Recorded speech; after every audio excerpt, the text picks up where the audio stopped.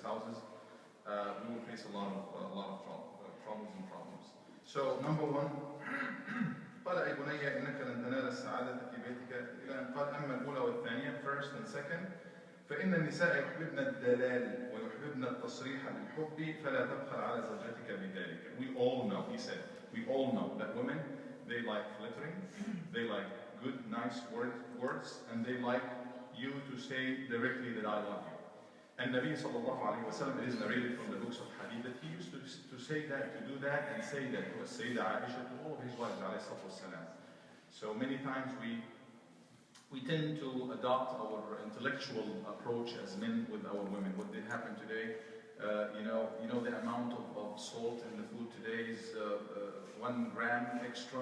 You don't want to do that. I mean, yeah, you take it, but let it go. But more importantly is to, subhanAllah, is it kind of nifaq? I don't want to say it's hypocrisy, but before marriage and after marriage, how do you used to say and talk to your wife before marriage, right? Khutbah, engagement, and all of these nice words, where did they go? So we all know that they love that. We have to take care of them, flatter them, and say Nabi sallallahu alaihi wasallam, the famous hadith. In a big gathering, he said, he was asked the question, Ya Rasulullah, man ahabbu an-nas ilayka?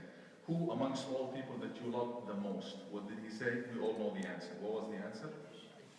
Aisha. He mentioned his wife, the name of his wife, Aisha. That was the most beloved person. He used to love her, he used to tell her, he used to, announce it in front of everybody.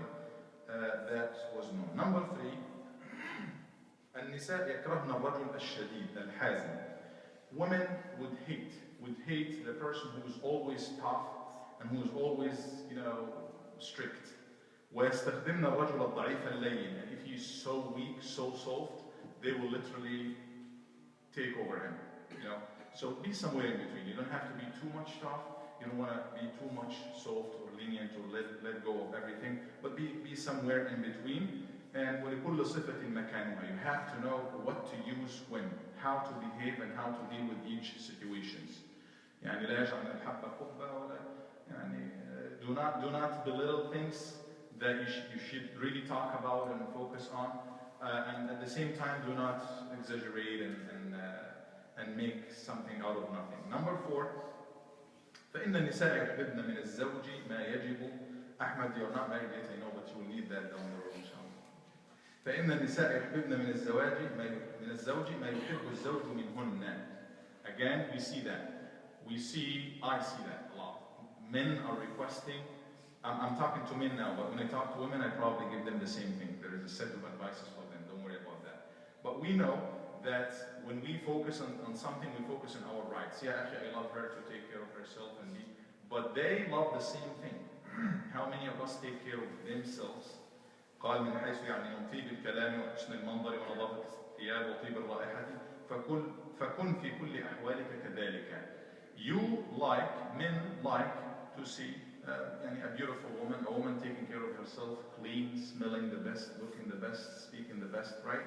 If you like that, know that they also like that.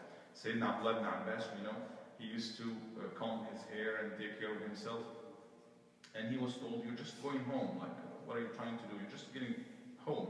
We usually do that when we go outside. He was going it when he was getting inside. His friend asked him, what are you doing? He said, well, I like.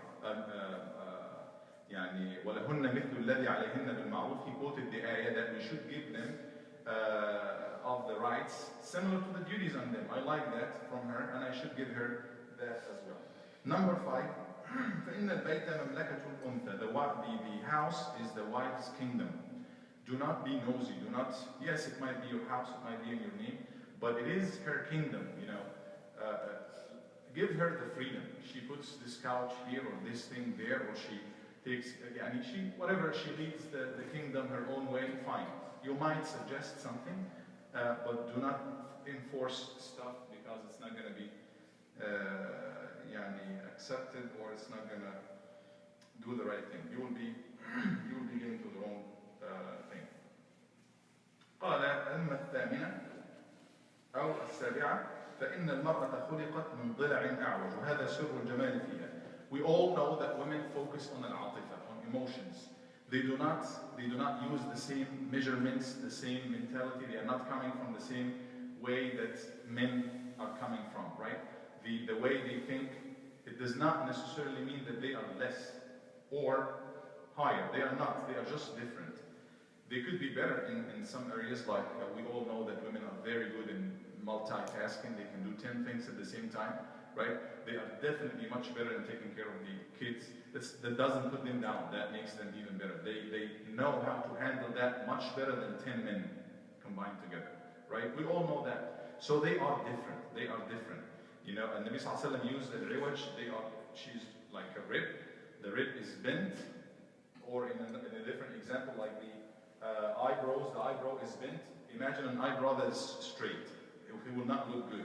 It's bent to do what it is made for. The rib is bent to do it. So she focuses on the atifa, or on the emotions, because imagine that you go home and you find another man, you know, that will talk to you like a man and deal with you like a man.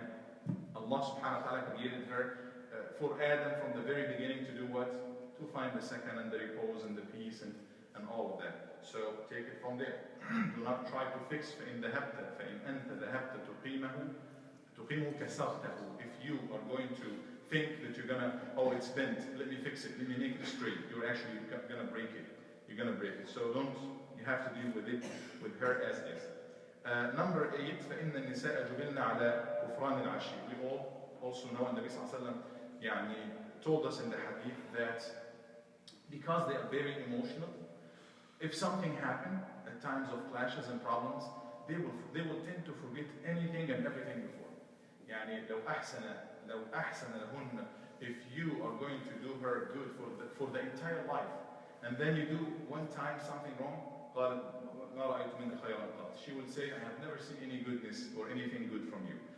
Because they are emotional, they don't really mean it. So you deal with her like that. Do not, keep the grudges and hold her accountable for every single word, especially when she gets very emotional, because they are very sensitive and very emotional and very sentimental. أما التاسعة فإن المرأة تمر بحالات من الضعف الجسدي. You also have to know and keep in mind that why did Allah subhanahu wa ta'ala commuted the salah or sawm and some other Islamic obligations at certain times, at certain periods of her life. Why?